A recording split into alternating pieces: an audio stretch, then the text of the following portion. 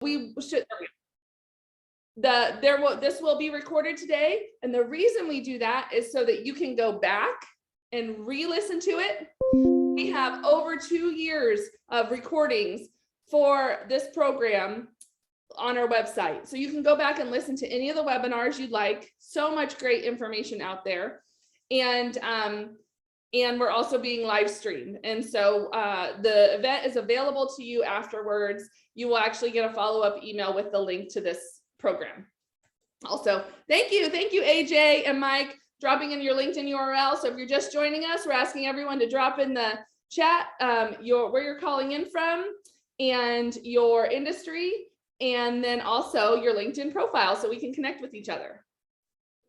All right, so today we have the amazing networking guru, Dave Sherman. He is, Dave, he's dancing. He is ready to go, you guys.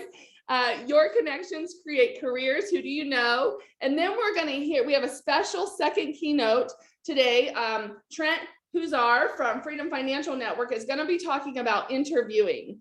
And then we're going to have these awesome breakout rooms. So you're going to get to spend time with career coaches, LinkedIn coaches, professional resume writers. We have a finance coach. We have a team from Freedom Financial Network that'll be in a room because they have so many jobs open right now. And so, yes, Nicole just dropped in the chat. She is one of our LinkedIn coaches. We're so glad to have you back, Nicole.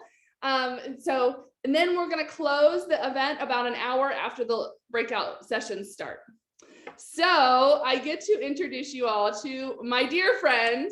He has been, I think he was probably one of the very first keynote speakers we ever had out at Career Connectors. So for 13 years, Dave Sherman has been supporting this program. He is an internationally known sales trainer, speaker, and best-selling author. He was an award-winning retail business owner and has written 3 best-selling books on sales, networking, and marketing.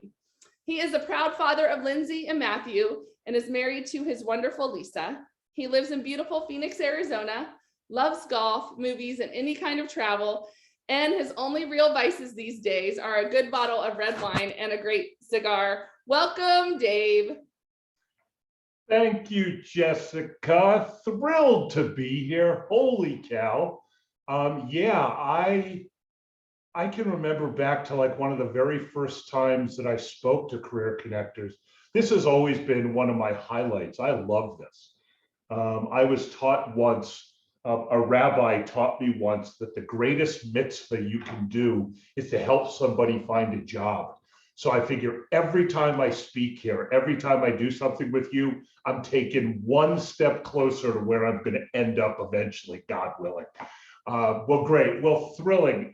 Thank you very much. I appreciate that. You know, the other thing is, it's so funny. I'm probably going to have to redo my bio, because when I originally had that bio where it said he's the proud father of Lindsay and Matthew, I think they were 5 and 2 at the time, because they were really excited that their names got mentioned in front of groups of people. Well, my kids are now 31 and 28. My son just got married. My daughter's getting married in January. So I'm willing to bet they are not as excited about having their names mentioned as they used to be. But I just think I'm going to keep it for a while, because it might not mean anything to them, means an awful lot to me. Fabulous. All right, let's dive right into this. Let's see if I can, hold on. Oh, look at that. Oh, wait, back up. All right, fabulous. Let me give you a little bit of background on myself. I have been in the speaking, coaching, training world since about 1993. Yes, that is a very long time.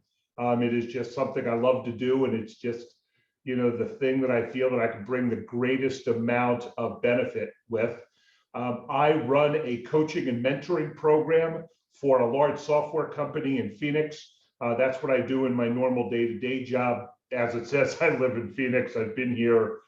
It'll actually be 40 years in May. So yeah, it's been, I've lived here a long time, married to my wonderful Lisa, love movies, golf, travel, red wine. Yeah, for me, if you ever want to have a conversation with me, just start talking about movies and we will continue that for a long time.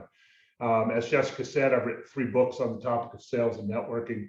And some of the side things I do is these are things that very few people know. I have a small side hustle called Dave's Digital Memories. I actually, hold on.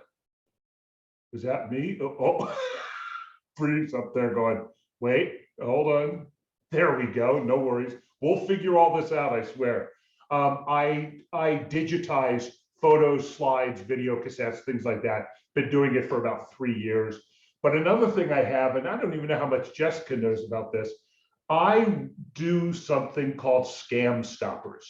I am one of those people that if you're ever on Facebook and you see those ads where they're selling an entire thing of furniture, like 8 pieces of furniture for $49. Well, I'm that guy that identifies them, puts them onto a page so people can be aware of that, and also reports it all to Facebook. And it's just something I've been doing since the beginning of COVID. And I've probably reported about 3,000 scams to Amazon. But it's just, I don't know, it's just a passion project more than anything. So as you can see, I'm kind of a Renaissance guy, an odd Renaissance guy, but it still fits. All right, let's move right on, shall we? All right. I always believe that when it comes to looking for a new job, when it comes to finding that next great career adventure, what you have to do is you need to be selling yourself. You'll see this in a slide coming up. So I always talk about, is sales and networking that much different? And after doing a little research on this, my answer was no, it's not different at all. They are almost identical. If you look at what's on the screen right now, this is an average sales process. Build rapport, discovery, build value, present the price, ask for the sale, and overcome objections.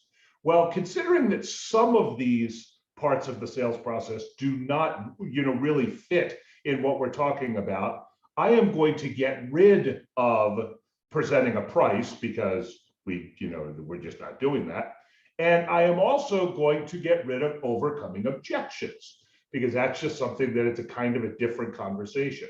So the areas that I want to focus on today is to help you be able to sell yourself by building rapport, doing discovery, building value, and asking for the sale. So let's dive right into this. As most of you know, if you've ever heard me speak before, I have been in the networking world forever.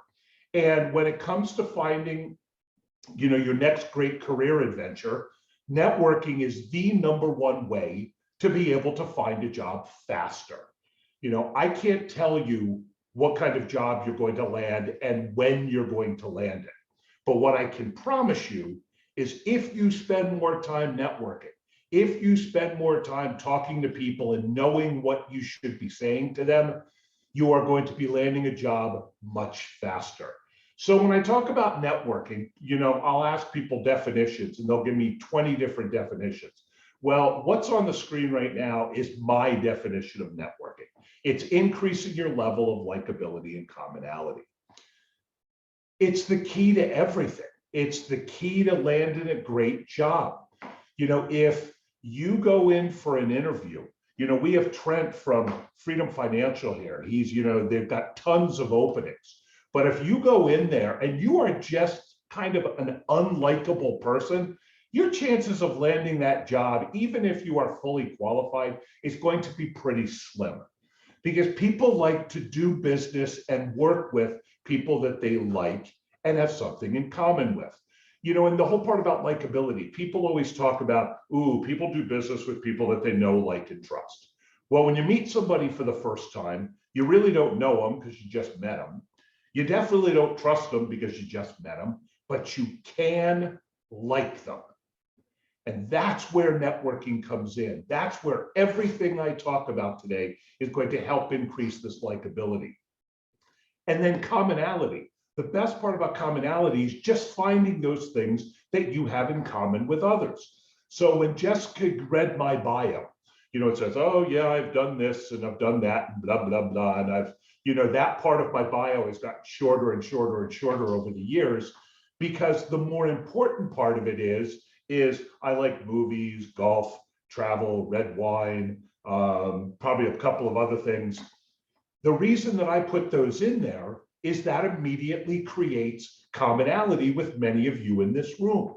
You know, there are some of you that are golfers that are going, oh, he's a golfer. I like this guy already. So I've taken a step up, you know, in the commonality scale. That's what you're trying for. You are trying to find things that you have in common with others because it just makes it easier for people to connect with you. So it doesn't matter what it is. There's no right things to connect. There's no wrong things to connect. It could be where you grew up. You know, I was born and raised in Harrisburg, Pennsylvania. Anybody born in Harrisburg, put it in the chat box. Let me know. You know, it could be from where you went to college. It could be, you know, like there's an icebreaker game that I always do. It says, tell me something that very few people know about you. And it is one of my favorite icebreakers because I've met, you know, Olympic gold medalists. I've met at least 3 or 4 people that have saved other people's lives. And you're going, what does that have to do with getting a job? It doesn't, but what it does do is it creates connections with, oh, Lancaster County, look at that. You know, and by the way, it's pronounced Lancaster, not Lancaster. Okay, it's Burt Lancaster, it's Lancaster County. Yeah, well, there you go. Love to hear that. So that's what networking is, increasing your level of likability and commonality. So let's dive into this because it is time to start selling, and the product we are selling is you. That's what we're selling today. Okay, that's what you've got to get into. If you're saying to yourself, oh, Dave, you know, I'm not in sales. Guess what? You're in sales. Because what you're trying to do is you are trying to sell your greatest product, which is you, to somebody where they can go, Rick, that is a great line. I might actually steal that. Oh, I've heard of Pennsylvania. I love it. Just love it. But that's what you are doing. Okay, folks, you are selling yourself here, and that's what I want to work on. So, as I said, sales, building rapport, discovery, building value, asking for a sale. Let's dive into this. Rapport building. Building rapport is that time where you want to get to know the people that you're talking to. This is rapport and networking are very similar. Okay, very similar. So when you do networking and you're building rapport with people, it's a very similar thing, building commonality and likability. So how do you build rapport? Relatively simple. Okay, be as friendly as you can. Okay, again, people don't like talking to, they don't like helping, they don't like working with people that are snarly. Okay, they don't. I understand we're all that way on the occasion, but if you're like that all the time, you're going to have a hard time finding a good career move. So be friendly, you know, and if you're really not friendly, if you're one of those people that just can't be friendly, networking is probably not going to help you. You might want to look at some other ways to try and find your next job. Okay, next, be transparent, be honest, be genuine, let people see you. You know, don't try and put on this facade that everything about you is perfect and groomed, and that you're trying to put on this mask of what you want people to be able to see in you. Let them see the real you, because guess what? At some point in the interview process, they're going to see the real you. And that's what they're looking to hire. They don't want to hire the facade. They want to hire you. Again, be authentic. And this last line is something I need some of you to write down. When you are building rapport with somebody, when you are talking to people, the greatest tip I can give you is be interested, not interesting. Let me repeat that. Be interested, not interesting.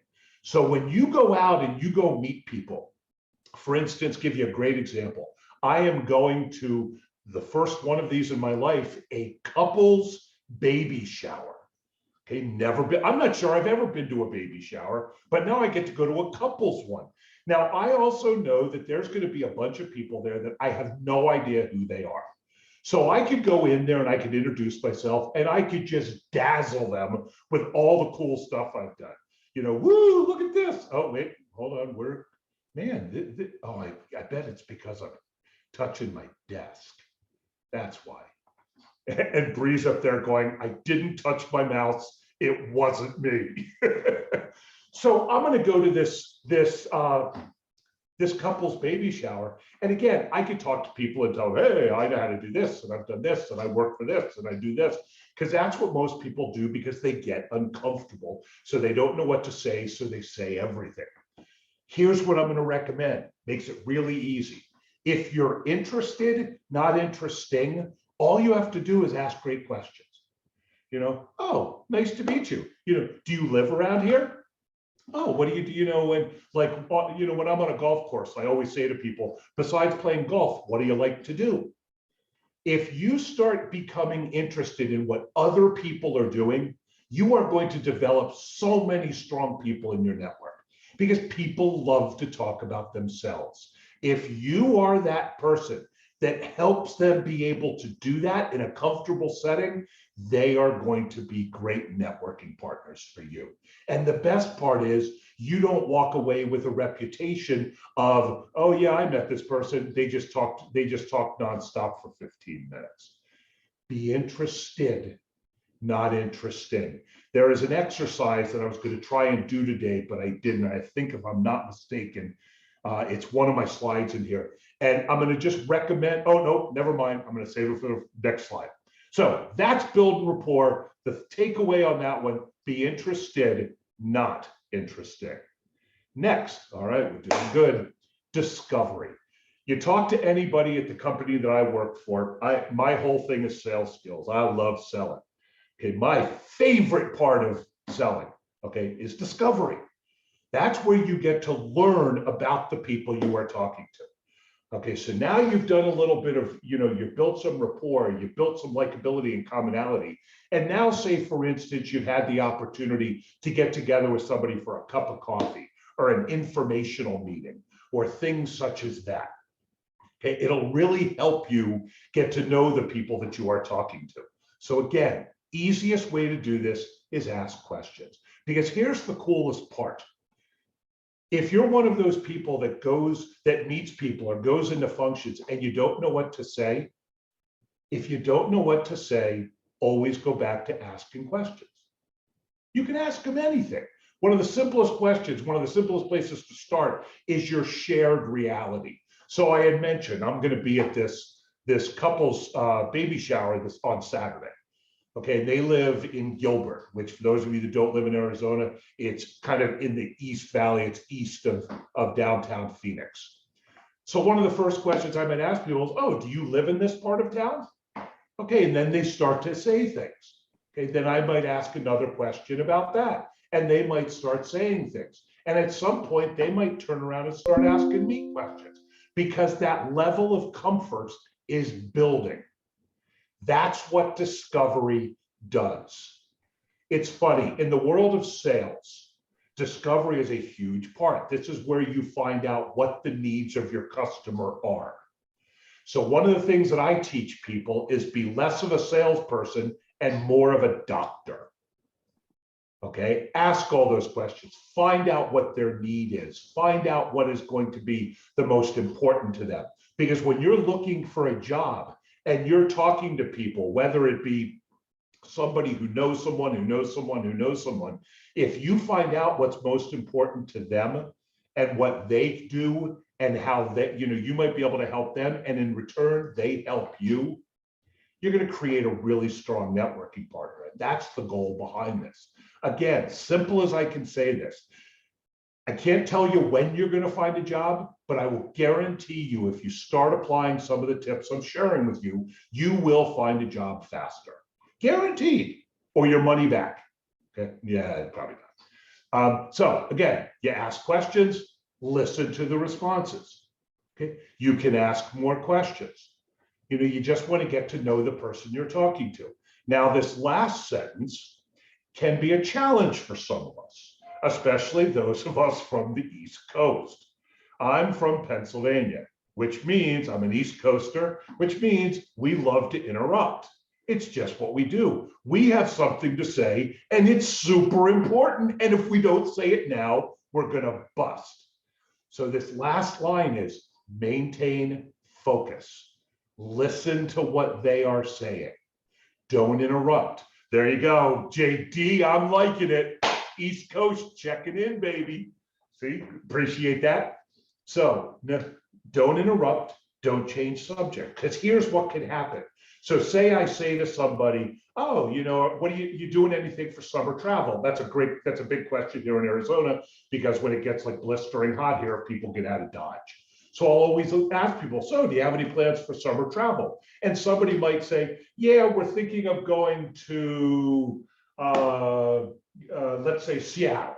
Okay, we're going to go visit Seattle. Well, I used to live up in that neck of the woods. I lived about 90 miles north of there. So I easily could say, oh, Seattle, I used to live up there. It's really pretty, blah, blah, blah, blah, blah, blah, blah. I have now just stolen this conversation from the person I was talking to. They were telling us stuff about them, and then I hijacked it. Don't do that. If you are in a place where you are trying to build connections and build, you don't have to do this all the time. Like when I'm at this baby shower, we're going to go back and forth on anything. Okay, because that's just a conversation. I don't need anything from them. They don't need anything from me, except what we have to get Steph for a baby gift, which I think we already did. And I got it. And my wife said, that she's having a girl. And obviously I forgot that. So the gift we're getting them will be unique, but let's move on. So again, do not interrupt.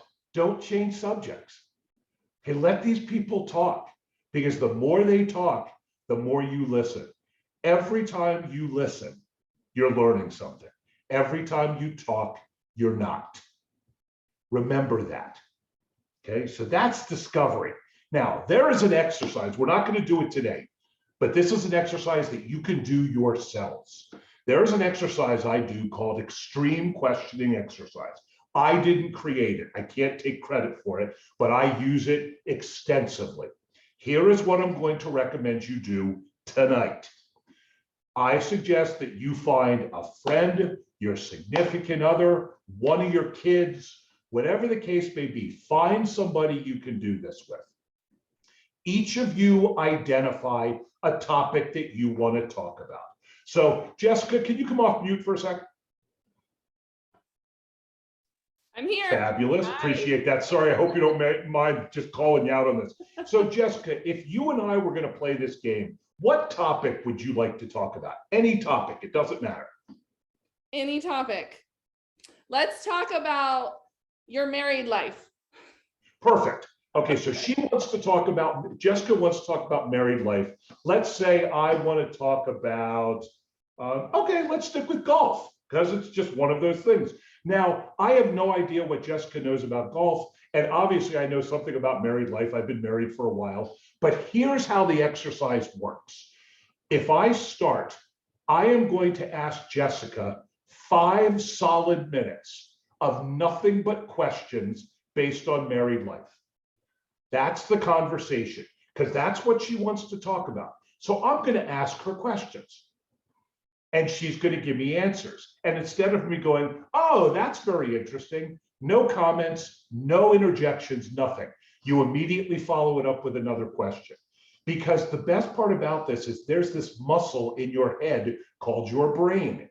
And every time you use it, it gets stronger. So I now ask Jessica 5 minutes about married life. And then we switch. Jessica then would ask me questions, 5 minutes of questions about golf. Now, I don't know how much Jessica knows about golf, but she can ask whatever questions she wants. And if she doesn't want to talk about golf, she could say, so besides golf, what else do you like to do? Whatever the case may be. But the point that I'm trying to make is have a 5-minute conversation with somebody where all you do is ask questions. You do that successfully, you've done something, and it gets you into a mindset of doing less talk, less blabbing, and more questioning, more discovery.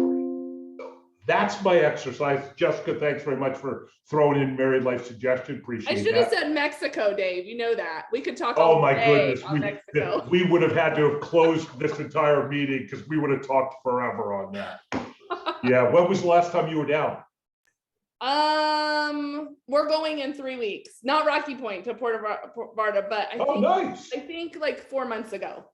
Yeah, Yeah, I was there, I think, in January. And if I'm hopeful, I'm going to try and get down in mid-May before it starts getting hot. So can't wait. As a matter of fact, for those of you that are curious, we're talking about a place that we go to called Rocky Point, Mexico, which is about 3.5 hours south of Phoenix. That view behind me was taken off of a balcony of the condo I rent in Rocky Point. So there you go. I'm sharing Rocky Point with you. Another thing of likability and commonality. Moving right along. We are now going to get to the point where we are going to build value. This is the time where you want to talk about who you are, what you do, things like that. Because when you build value is when you start talking about what the product can do for the person you're talking to. So this is where you might take a little bit of time and start talking about what you do, what you know, what you've done, things like this. So you could talk about your current reality, such as, I'm assuming since most of you are here, I'm assuming you are in between career adventures. A lot of times when people say that, they'll go, yeah, I'm looking for a job. The challenge I have with that statement is it can create a sense of pity. Okay, and that's not what you want from people. You want them to be able to look at you and go, how can I help this person? So my answer is like, if I'm ever in between roles, and I've been in between roles, it's funny, it just kind of dawned on me. When I first started speaking here at Career Connectors, I had never been laid off or fired from a job besides when I was 15 years old. So I really had no experience in dealing with that. Now, over the last 8 years, been a little, obviously I went through a divorce and there's been some, economic stuff and things like that. So I've dealt with a lot of this now. So now I have a lot better idea of how all of this works. So when you talk about what you're looking for, when someone says, oh, what do you do for a living? You could say things, I'm looking for my next career opportunity. Okay, I'm exploring options for my next move. There are 100 ways you can tell people you are looking for work without saying I'm looking for a job, or never say I'm unemployed. Again, that is going to create a sense of pity. That's not what you want. You're looking for a partner, not somebody that's going to pity you. So I'm looking at some new options, decided to make a change, looking at some new options, things like that. I guarantee you, if you look online, if you're sitting there going, oh, I wonder what other things I could say, look online. I will promise you there's things that you can say different than I'm looking for a job or I'm unemployed. Next thing is the whole idea of an elevator speech. Jessica mentioned that I've written 3 books. One of the books I wrote is on elevator speeches. An elevator speech is that 30-second spiel. Yes, one of my favorite words, spiel. Tells people about who you are and why they should care. So, with an elevator speech, first thing I always say, grab the attention of the listener. It's the beginning of an elevator speech. Most people go, yeah, my name's Joanne. I'm currently in between opportunities. I used to work at so-and-so, things like this. You've done nothing to make me want to listen to what you're saying. So you really need to think about how to tell people what you are doing, what you want. Because folks, please understand this. This whole idea of building value, this is your opportunity to sell yourself to somebody, to talk to them, be able to get an interview, to get hired. What do you think the interview process is? The interview process is the greatest sales time imaginable. Okay, when you're in the interview, your job is to sell yourself. So it's really vitally important that you start to think about these things because that's what they're looking for. So what is your elevator speech? Next thing you've got to be able to do is identify what are you looking for. Give you a great example. There is a networking group. There's a career transition group in somewhere in Maryland. I can't remember. I've spent a lot of time there because I have a friend who lives in the town. And I remember I went there once and I had to be very careful because a lot of these kind of groups meet in churches. So I have to be very careful of the words I use because you have to speak properly when you're in a church. So I asked, yeah, Jessica's going, yep, she's smiling because sometimes it's a little bit of a challenge. So I remember saying to these folks, I would like all of you to grab a piece of paper and a pencil and write down 3 places you'd like to go work right now. Just write down 3 places. Where are 3 places you would like to get a job today? Gave them about 30 seconds. And I asked people, I said, if you wrote down 3 things, please raise your hand. About a third of the hands went up. So I said at the time, I said, and I was very careful and I asked for forgiveness. I said, how in hell do you think I am going to be able to help you find a job if you don't know what you're looking for? If you want people to help you find a job, you better make darn sure they know what you're looking for. There are people in this room. Okay, Gilbert, I don't know how to do anything with your raised hand. If you've got a question, if you can put it in chat, that would be awesome. So, it's just, you've got to be able to let people know what you're looking for, because that's what they want to know. If I don't know what you're looking for, I cannot help you. Okay, I can't. And that's the challenge. People are going to go, what are you looking for? And what a lot of people say, oh, I'm looking for something in management. Like, for instance, let me scroll through this. I will not mention any names and just kind of going through this. So people said, what are we looking for? So let's see. Wow, you guys put a lot of stuff in here. There's just, you can't be a generalist. You can't, like, for instance, if there's any of you in here that want something in IT, do you realize IT to most of the world is the word it? Okay, and I always say that, and people always chuckle, but it never fails. Don't say to me, I want something in IT, because it's not like I have this file at home going, oh, look, 6-figure income jobs in the IT world. I don't know that. What I want to know is, where would you like to work? So say one of the places you're thinking of is, I want to work at Motorola. I want to work at, McDonnell Douglas. I want to work at Boeing. At least I have some idea of what you're looking for. If you say to me, I want to do something in management, come on. How can I help you? I don't know what kind of management you want. I don't know if you want to do product management. I don't know if you want to do people management. I know nothing. So if you're going to talk about management, here's what I need you to say. When you're talking to people, I want you to say something like, if they ask you, what are you looking for? I want you to respond with something like, I'm looking for something in management. Some of the companies that would really fit well with me would be X, Y, Z. So at least they have some idea of what you're looking for. Folks, people around you will help you. Okay, they will help you. However, you have to make it easy for them. There are people in this room right now that are on the outs with some of their family and friends because they do not believe they have been very helpful in helping them land another position. Okay, I know there's people in this room. Do you know why? Sorry, I'm humorous and funny, but I also have a tendency of being direct. It's not your family and friends issue. It's yours, because you have not given them enough information for them to help you. Your family and friends will bend over backwards to help you. Hopefully they will. Not all of them, but hopefully most of them. But they cannot help you if you don't give them enough information. If you go up to somebody and say, I'm looking for something in management, yeah, that's not going to work. What are you looking for? What kind of companies do you want to go work for? What are some of the titles you are looking for?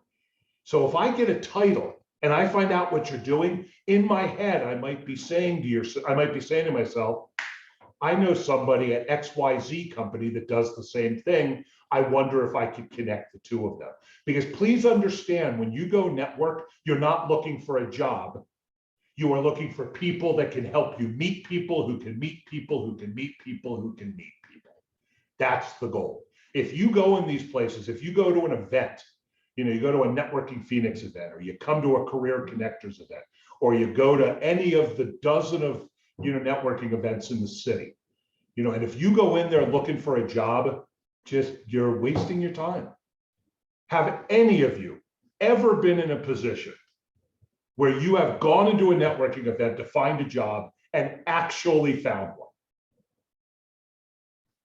I'm sure I know one person's going to raise their hand. It never fails. There's always one, and it just blows my whole theory out of the water.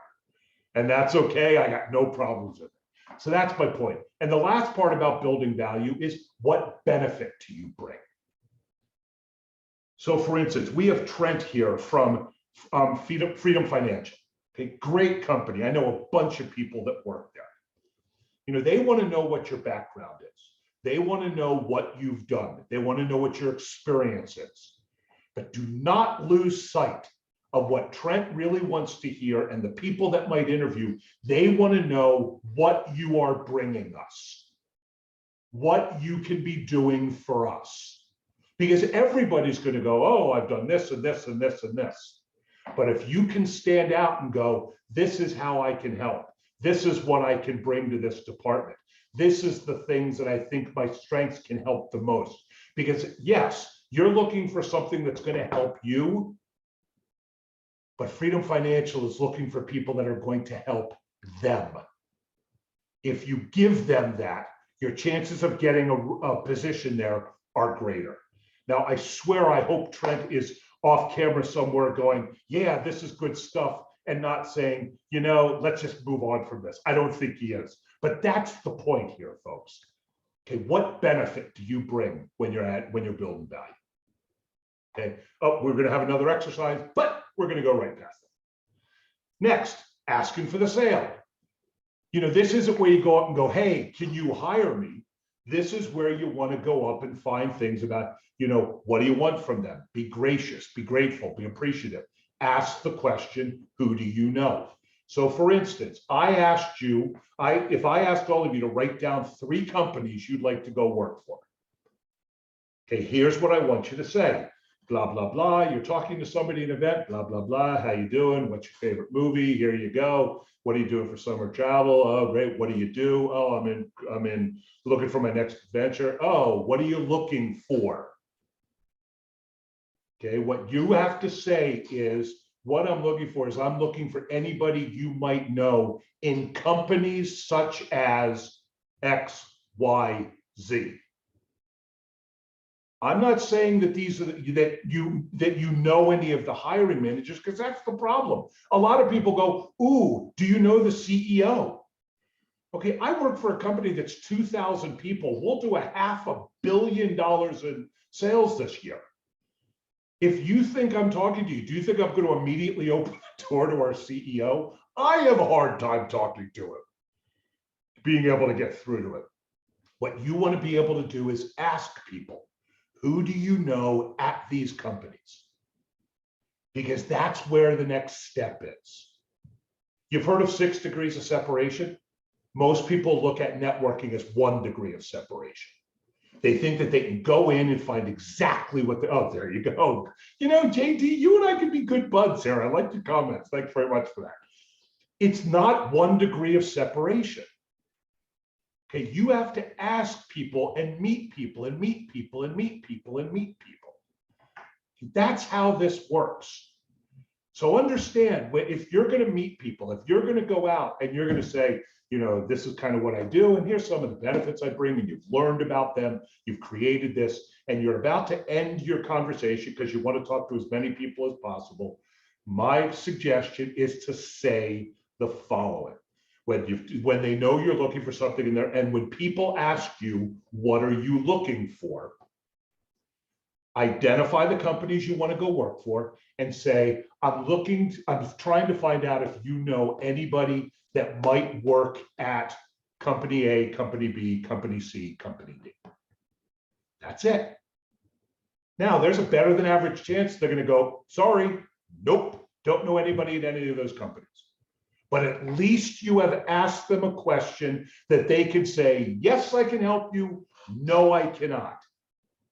That's the difference. I always teach in sales, there is such a thing as a trial close and a hard close. So a trial close, I want to get something in IT. I want to get something in management. Okay, a hard close is I'm looking for people in these companies. Who do you know? Oh yeah, I'm sorry, Dave, I don't know anybody here. Oh yeah, I happen to know that a friend of mine just got hired in that department there. If you ask the question, you're going to get the answers. You might not get all the answers that you want, but it's going to take you time. Dave, if you don't care the name of the company, but you're interested in what they do. Okay, so what I'm hearing here, Kitty, is you don't care what company you work for, but you like the idea of being in digital marketing. Is that correct? Did I read that right? Because I have an answer for you. Okay, she's probably typing. She probably types like me.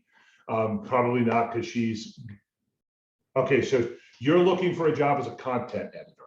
Unfortunately, Kitty, I really appreciate you putting this up here, because I'm going to use this as a little example. I don't know anything what a content editor does. I don't, and please don't explain it. Okay. The other part of it is, don't send me a resume. It never fails. When I say I'm willing to help people, first thing they do is they send me a resume.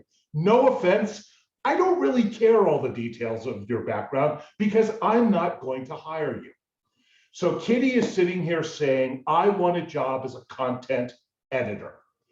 Kitty, what I need from you is 2, 3, 4 companies that would have the needs to hire a content editor.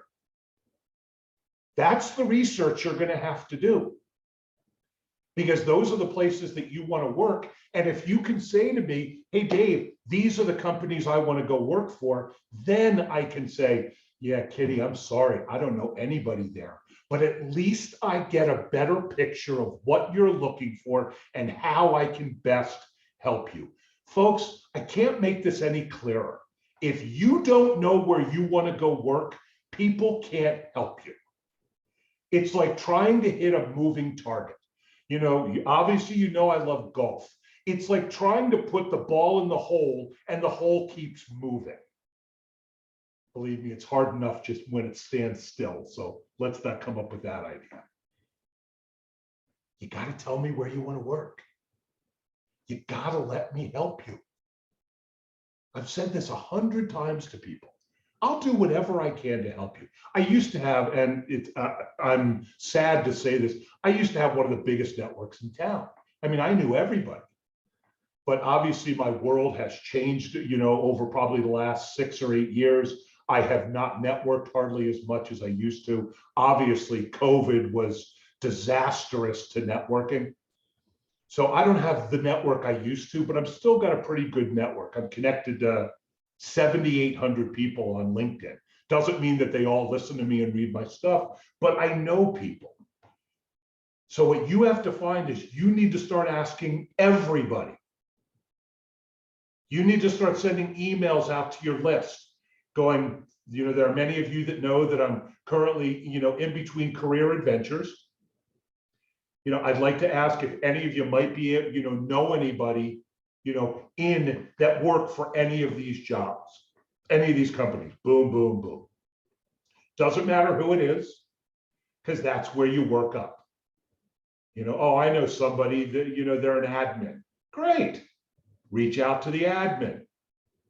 Okay. They all need me. Have you seen bad websites and articles? Okay. I love that.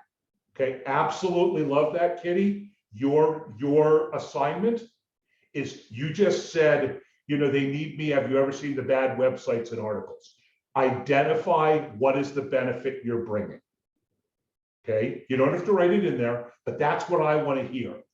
So you'll have, your websites will get more visitors. You'll get more interaction with the people on your website. People won't look at your articles, and I'm one of these people, and say, oh, should have been a comma there. Oops, that's a run-on sentence. Oops, there's a misspelling. I mean, how many of you have read something and there's misspellings in there and you completely discount the entire article, company, and individual because of it? Now, that might be a little harsh.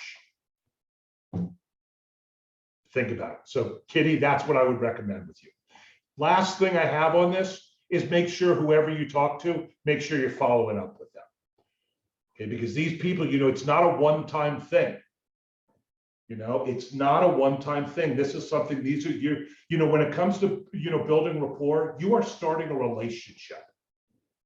It's no different than, Jessica talked about married life. When you're in married life, you don't both say, I do, and then you go on your own sides of the house and you never interact. You have to work every single day on your marriage. Every day. People will tell you, marriage isn't always easy. But you got to work at it. It's the same thing with this. I'll say this one last time. Okay, I might actually say it twice, but here you go. If you want to find a job faster, do what I just shared with you. That's the key. Build rapport. Get to know people. Be interested, not interesting. Do discovery. Okay, ask questions. Okay, listen. Don't interrupt. Don't hijack the conversation. If you're from the East Coast, work even harder at that one. Because it's crazy. I mean, we laugh about it all the time. People from the East Coast, we got stuff to say and it's important. Yeah, if you ever knew anybody from the East Coast, you probably know where that line's coming from. Next, build value. This is where you get to tell people how great you are, but more importantly, how great you are to the people you're talking to, how you can help them, how you can help these companies, what you bring to the table. Think of it that way. People always say, you want to get in these interviews, or you want to get to meet people. And a lot of people are saying, ooh, what can I take? What can I take? What can I take? You have to go in going, how can I give? What can I bring to this table? What are the benefits you bring? Last thing, okay, just make sure you follow it up with people. And I get to continue my record. Jessica will share with you, and I'm very proud of this. I am the one of, if not the only speaker at Career Connectors that has never, ever gone long. Ever. So I'm very proud of that. We actually have 8 minutes. Jessica, can we do questions? Can they come off mute? Yeah, folks, we don't have them coming off mute, but we can go in the chat. Yeah, if you put them in the chat, it gives me an opportunity to answer some of these. Dave, why don't you tell us about some of the types of networking? Since COVID hit, I think the networking opportunities might be different now. What are some of the things you've done as far as that goes, or about? Hold on, I'm also putting my email address in the chat box. So if you've got questions or something, you're more than welcome to reach out to me.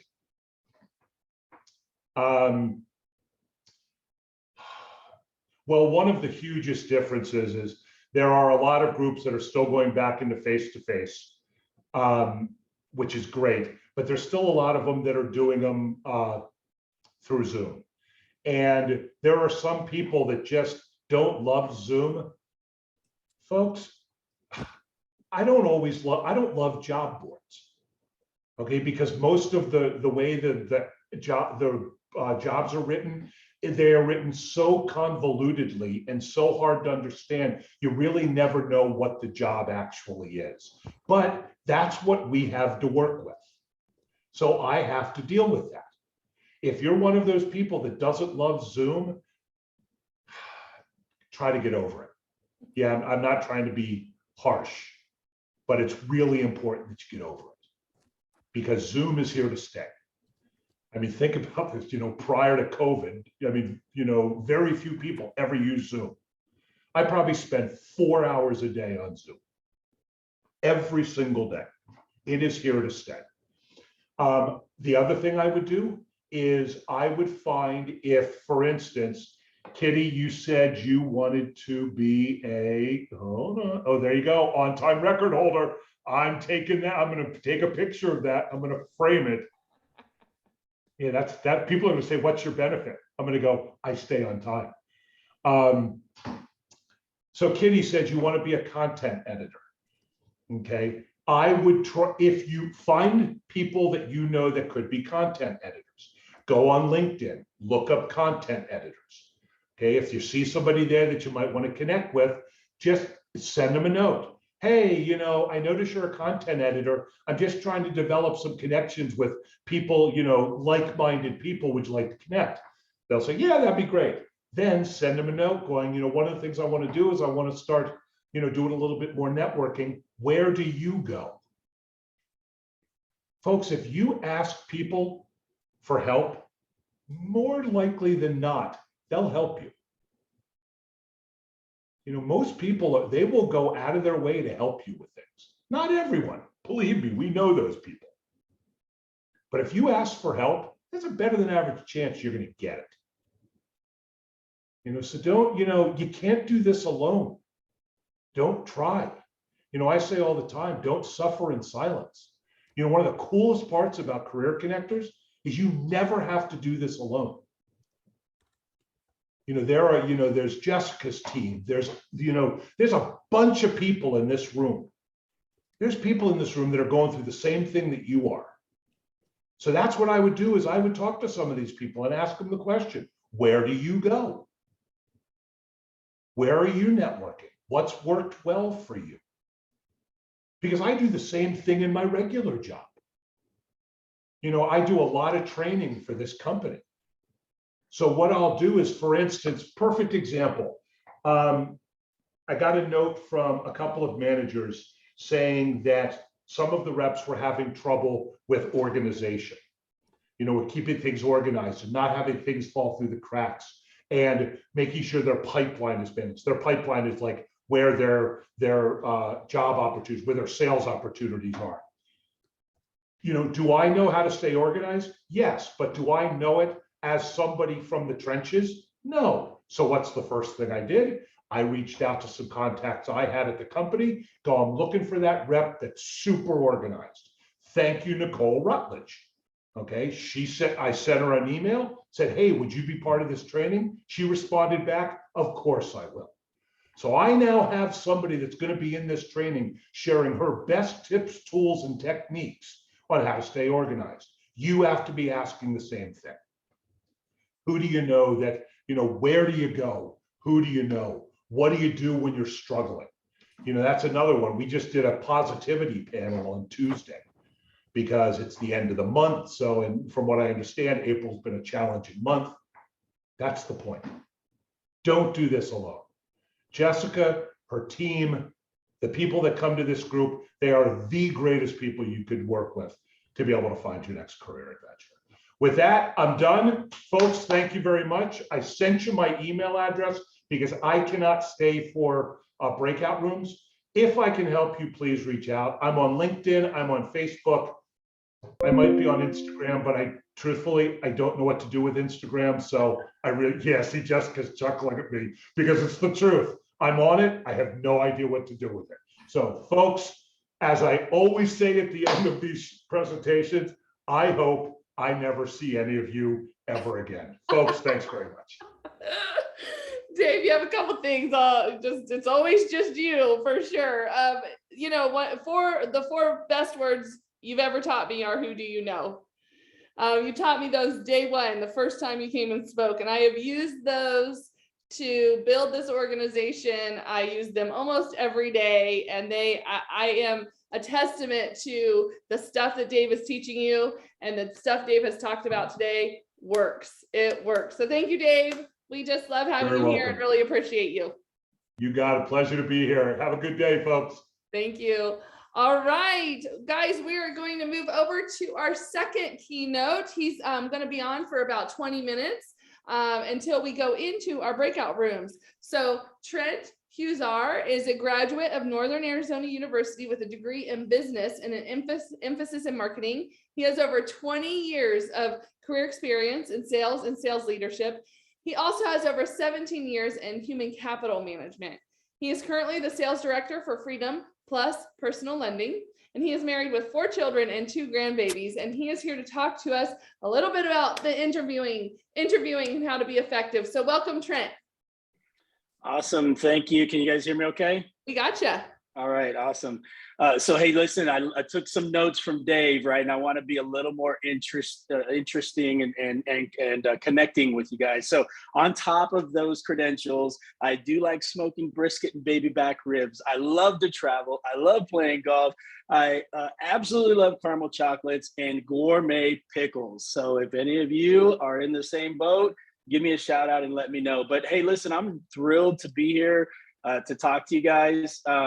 Listen, I've been very, very blessed and fortunate to have a 20+ year career in leadership. And it's truly my passion.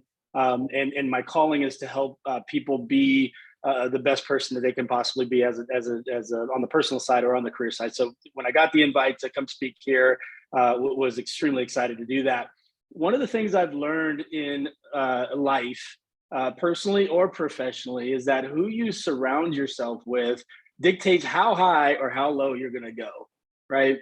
That's on the personal side. I tell my kids that all the time. But it's also in the professional world. Who you hire, who you surround yourself with is going to dictate how high or how low your organization is going to go. So think about being a hiring manager and the kind of pressure that kind of creates, right? You have to get the hiring decision right. And so it creates this opportunity and this dynamic in the hiring process to make sure that we're going as deeply as possible to know as much about a candidate as we possibly can. So great, let's get started. Let me start off with a little bit of a story.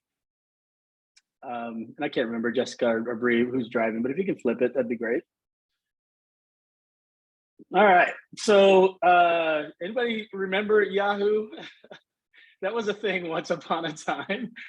Yahoo, right? So there's this individual was interviewing for a job and was in the beginning stages, right? Talking with talent acquisition, kind of getting vetted through to determine whether they were going to be passed on to the hiring manager or not. Everything went okay, enough to be offered the opportunity to come talk to the hiring manager. And so they coordinate the times, the dates, and what have you. The talent acquisition recruiter said, do you know where the building is? This is pre-COVID, right? So this is when they're driving to the office for the interview. Says, do you know where the building is? And the candidate says, no, I'm good. I'll Google it. I'm gonna let that rest for a minute here. He's interviewing with Yahoo. He said, I will Google it. So that's a little bit of a interview horror story, not really having your preparedness, your ducks lined up, not really knowing the scenario, not having good EQ around the scenario, and it just kind of blew up. Needless to say, this candidate didn't get hired.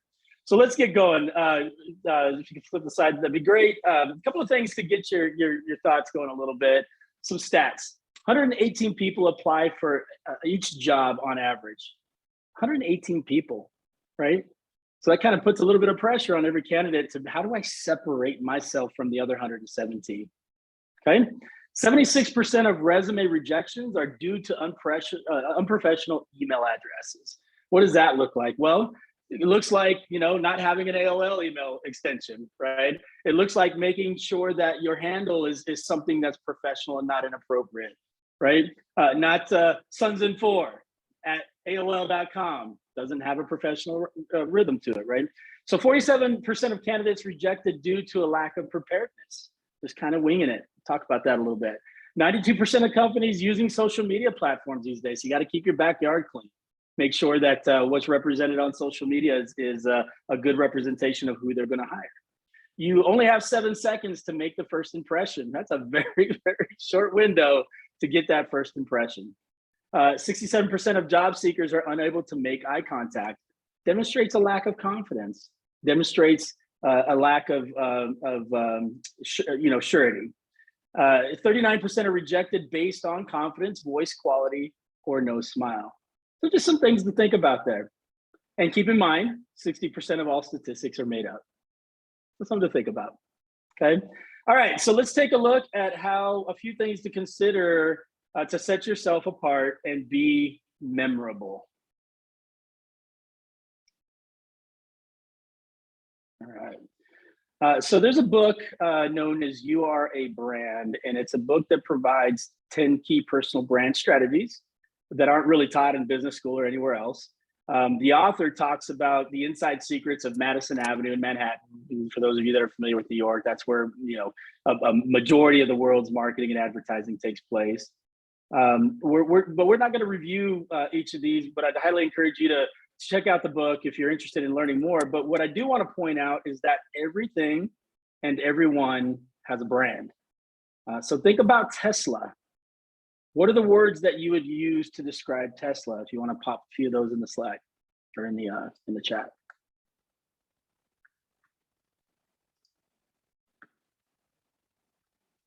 All right, innovative, yeah. Ambitious, yeah. Yep, those are the words that you think of, right? So how about Walmart? What is the brand that they have?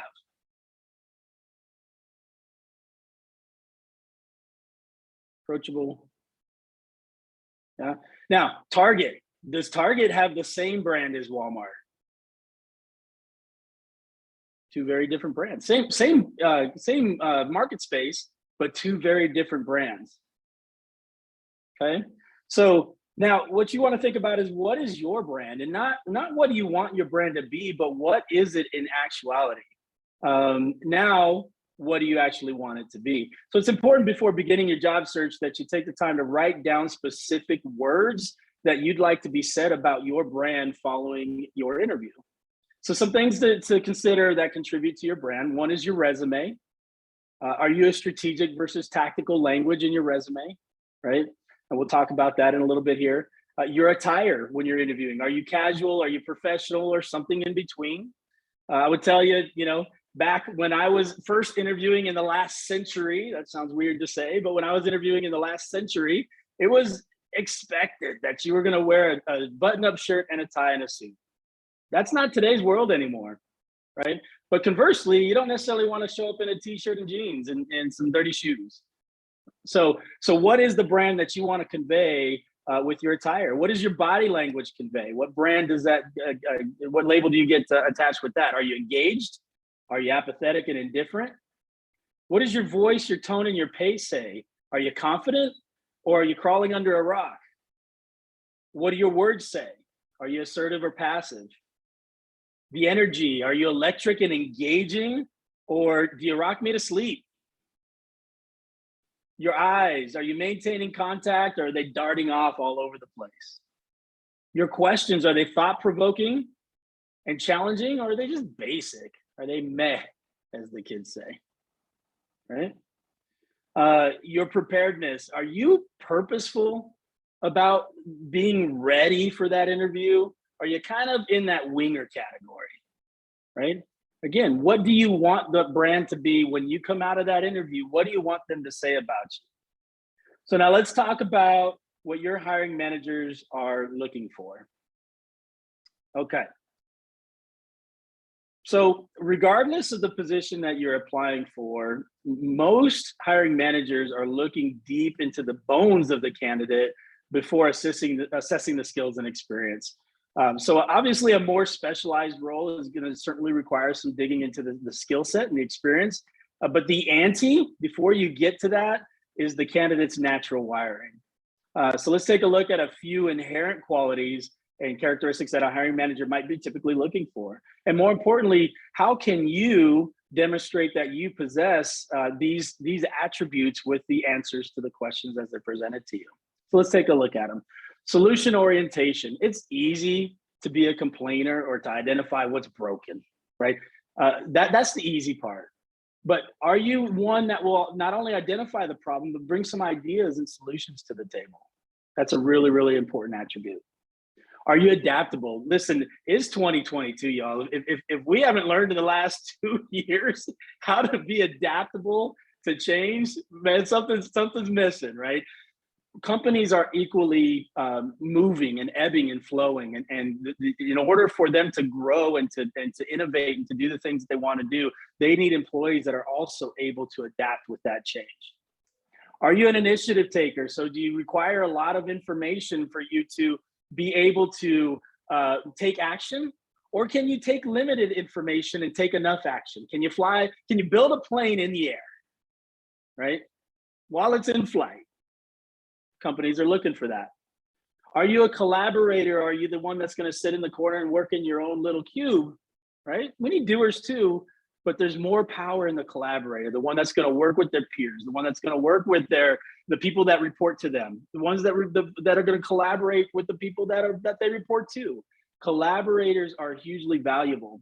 And I'll tell you a side anecdote here. I subscribed to a quote from Steve Jobs that I heard about 6-7 years ago.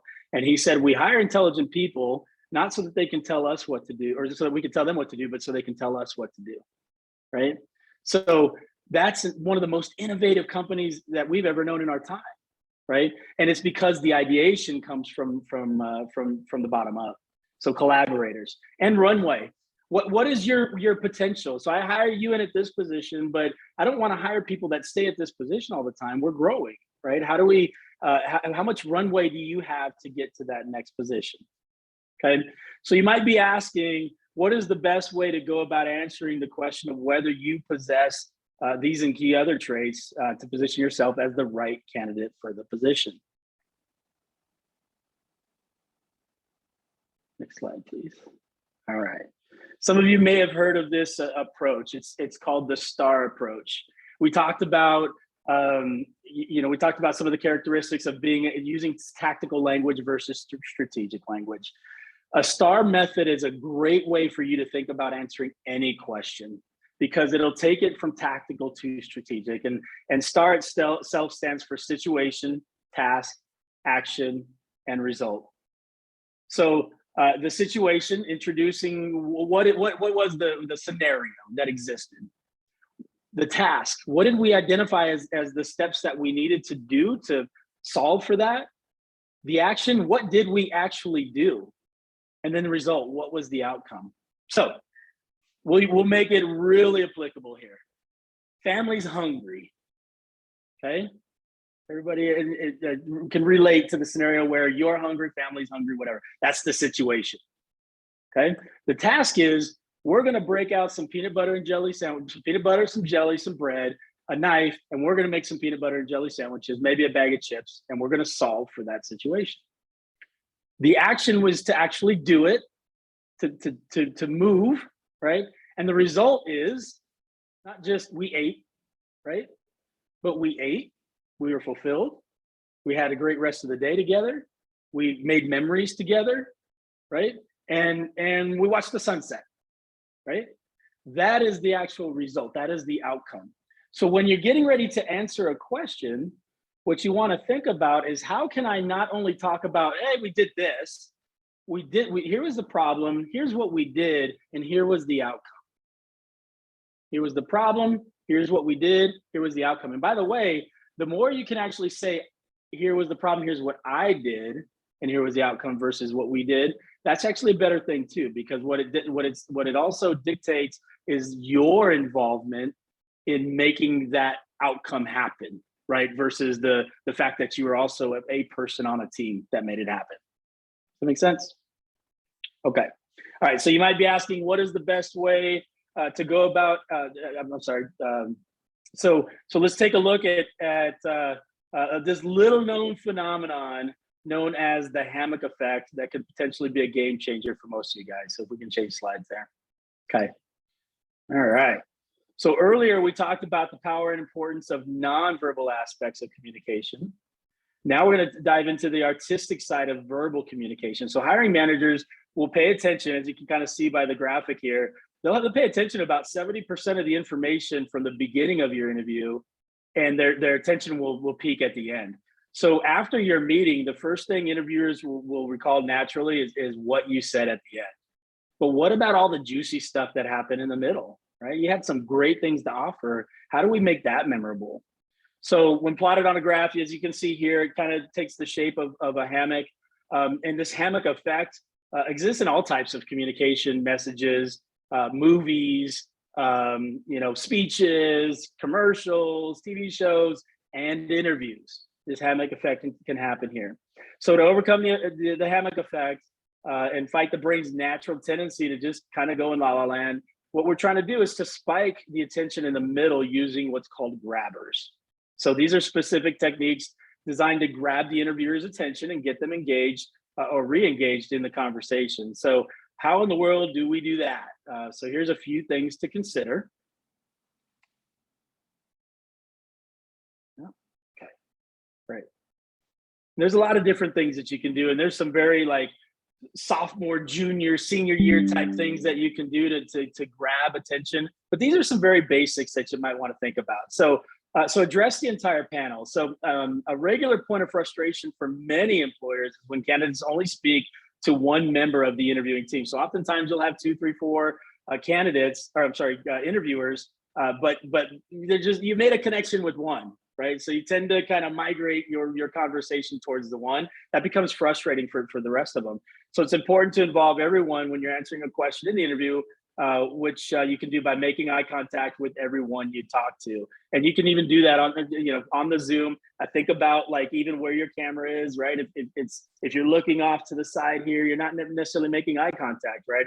But this is, if I'm looking straight on, the perception is that we're connected and we're making eye contact, right? So eye contact with everybody is critical. Another great approach is to reference each interviewer by name throughout the interview. So if you're not good with names, write them down, right? And put them in an order that you can remember who's who, but write them down and reference every interviewer by name. Ignoring one of your job interviewers could put you at risk of losing their attention, and that might just be the deciding hiring manager, right? The one that will ultimately tip the scale in your favor or against you. So everybody wants to be acknowledged as individuals. So speaking to the interview directly creates a deeper imprint. The second point is to say something unexpected. So saying or doing something positively unexpected causes people to rate something more approvingly. So a good tip for holding your interviewer's attention is to provide a short, interesting story. Storytelling is great. Storytelling is powerful, helps connect the dots, helps make it make sense, or an analogy to get your point across. Another effective approach is to ask questions to force the interviewer to think and engage. Feel confident and bold in asking questions that might make the interviewer kind of go back on their heels a little bit and have to be on the responder to you. It's a great way to get somebody engaged. One final tactic is to use appropriate humor, underline the word appropriate, right? To get your interviewer to smile. Smiling is a very, very, very important thing. I used to tell my salespeople, I'm in an inside sales environment today, but I was in an outside sales environment before. And so you'd be meeting at a board table. And I used to tell them, hey, we'd have some people who just want to get into business. I said, before you do anything, what you want to do is get them to smile. Get them to smile. Little joke, something they have some affection and affinity toward, whatever the case might be, get them to smile. All right, and then the last one is showing energy. Enthusiasm is really, really important. So one of the most effective ways to stand out in an interview is to show passion and excitement. You don't necessarily need to have previous industry experience for the job that you're applying for, but showing a true interest and number one, in the brand, in the product, in the customer is going to get higher chances of employment for sure. Interviewers, I should say, also look for candidates who are friendly, talkative, and knowledgeable about the industry. So do your research. You don't have to have the experience, but do your research and learn about the industry, right? If you're going into a completely different, you might be interviewing for the job you've done before, but it's a different industry. So there's going to be different things associated with that, right? So do your homework and know about the company. Additionally, being an open, eager to learn about the effective way to grab your interviewer's attention is an effective way to grab the interviewer's attention and build good rapport. So again, ask thought-provoking questions and demonstrate genuine curiosity. People, body language is a huge thing. And when you're demonstrating curiosity, when you're demonstrating an engaged, an energetic approach, you will see the interviewer's body language come forward. And when the body language comes forward toward you, you got them, right? But if the body language is kind of going backward and they're looking at their phone, maybe checking emails, maybe just kind of looking off to the side and daydreaming, you lost them, right? So how do we pull them in with energy, with engagement, with curiosity questions? Okay. On the flip side, as it relates to energy, sometimes being overly audacious can come back to haunt you too, right? So just make sure that the energy and enthusiasm are appropriate and not over the top. So for any of you Tommy Boy fans out there, no Chris Farley's crashing cars on the desk and lighting them on fire, right? We're not going to go that far, but definitely some enthusiasm and energy is what you want. Okay, excellent. Final slide here. So, hey, listen, we are the Freedom Financial Network. I am the director of sales for the Freedom Plus portion of the Freedom Financial Network. We will have a breakout in a little bit here where Maya, who is our talent acquisition manager, and Ryan, who is our sales manager, will have an opportunity to engage with you if you'd like to learn more about our organization. So Jessica, I felt a lot of pressure from Dave in finishing on time, so hopefully I pulled it off. You are right on the nose. Excellent.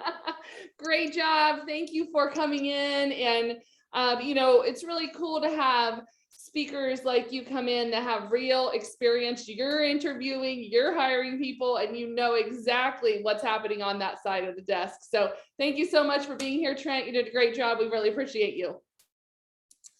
All right, guys. So now, like I had mentioned at the beginning, if you didn't hear, the program has changed. Career Connectors has changed. We are doing monthly virtual events now that can apply to anyone basically around the world. And so these events will be very much content and coaching heavy. So great content, like we heard from the two speakers today, and then we're gonna move into the program where we have breakout sessions. So you can meet with career coaches, LinkedIn coaches, and more. And then throughout the month, we're having one or two or three, sometimes 4 events every month that are industry focused. And so those are going to be hiring events, both virtual and in person. But these events will be content and coaching heavy, and the other events will be more hiring companies heavy. The bonus that we have though today is we do have a lot of jobs. Freedom has remote and in-person positions, and so we'd love to have them here, especially because Trent was speaking. So let me go over a couple things. First of all, if you have any feedback for today, we'd love to hear from you, especially as we're trying to really figure out what our programming looks like on a monthly basis. How can we help you most? And so please send us an email. In the future events, we'll be taking surveys right during the call. We don't have that today, but we have the technology is there now, and Zoom has updated where we can do that. So that will be coming. But we would love to hear your feedback. And we want to thank the partners that we have. Thank you so much. We have some of them here today providing so much support and services to anyone who's looking for a new career. So with the current day market, what we have is people that are actively looking for jobs. And as we heard, many people, I think the number was around 70%, even though we know what are facts, right? What are percentages? Are they true or are they not? But we do hear about 70% of people aren't happy in their jobs.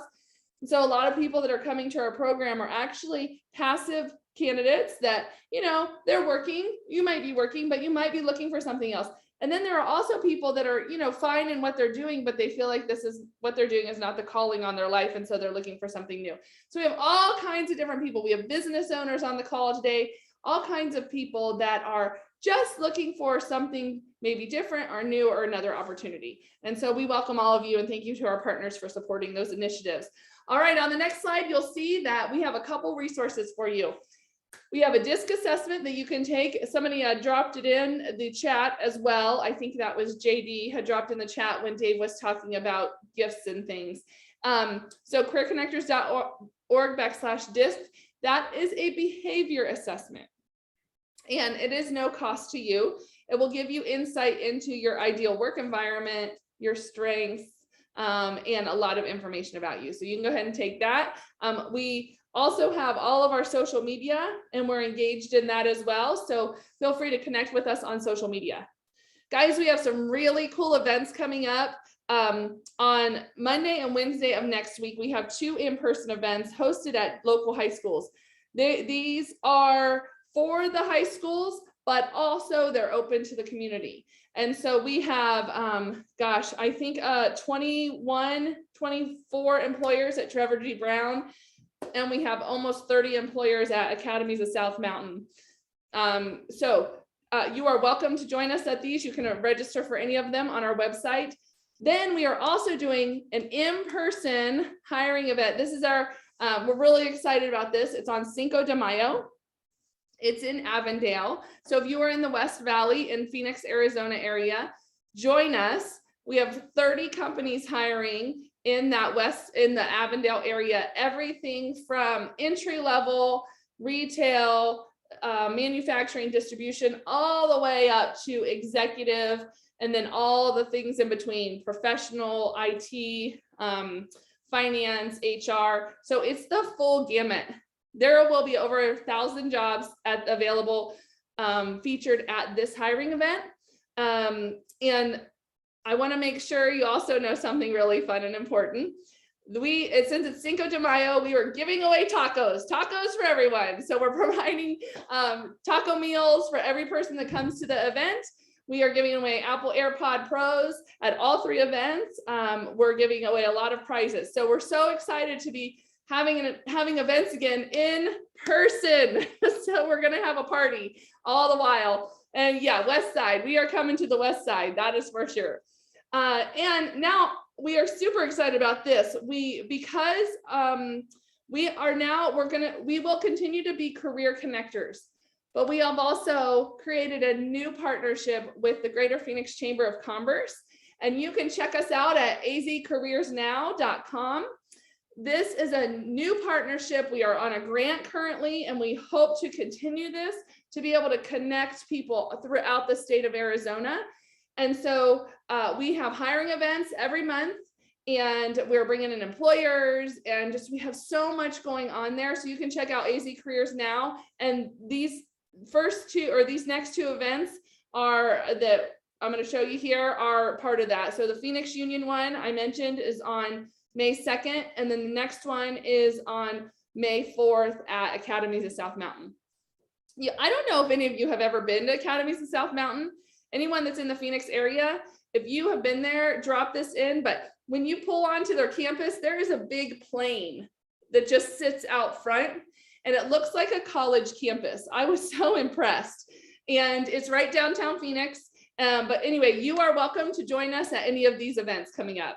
And again, one more call out for the city of Avondale hiring event, and you can get on our website and sign up for that one as well. All right, so here is our homepage. We have the event registration tab is right in the middle. That's where you can go to sign up for any events.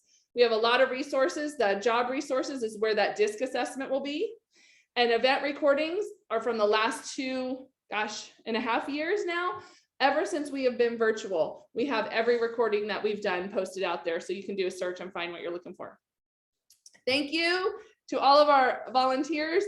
We are a 501c3 nonprofit, and so we run with a very small team and then a ton of volunteers. So thank you. This is the virtual world clap to all of our volunteers that have served. We love you so much. And then if you are interested in volunteering, we are going back to live events again. So we need some live event support, live in-person event support. We need people that are writers. There's just so much support we need. And we're building out our volunteer teams now that we understand we're going to be both virtual and in person. So if you're interested, check us out and go ahead and put that information there, or fill that information out there. And yes, we are a 501c3 nonprofit. So if you feel so called, please help us out by helping give to us so we can give to others. And that is careerconnectors.org/donate. And we are going to continue to grow. Our mission is 1 million people in the next 5 years that we will serve and be able to provide services to, and whether that's somebody in current career transition from a an immediate need all the way to career development. And so we would love your support. It takes about $42 per person for us to run this program. So if you're so called, we would love your donations. And then I just want to say thank you for all being here. We appreciate you spending time with us and hope that it was of value. We're going to move into a time of breakout sessions, and Bree is going to come on and walk you through that. And I just want to let you all know that I and my team, we are praying for you that you land into the career of your dreams. Thank you so much. All right, so I will quickly go over how to get into the breakout rooms. As you can see here, this is our list of breakout rooms. So you're gonna go down to your toolbar, click on more, and then breakout rooms. And I will open them in just a second. But when you see the list of them, you're going to hover over them, whichever one you want to join. To the right, there's going to be a blue kind of like a button, and you'll click join for whichever ones you want to go into. So I just opened them, so you should see them all now. And then if you need any help getting into them, just let us know. We can move you into any of the rooms of your choosing. Yep, so our great coaches are going into their rooms, and if you don't, just go ahead and click on there. Once you open up the box that says breakout rooms, you can just click on the blue join button and go on over there. You guys, we have some amazing coaches, like professional resume writers, professional finance coach, LinkedIn expert, 2 LinkedIn experts today. I encourage you to kind of jump around, but get in these rooms and take advantage of this opportunity. There is no cost to do this. And, meeting with a coach is pretty expensive. So jump in those rooms. If for any reason you can't figure out how to get in, like Bree said, just drop it in the chat and we will send you to your room.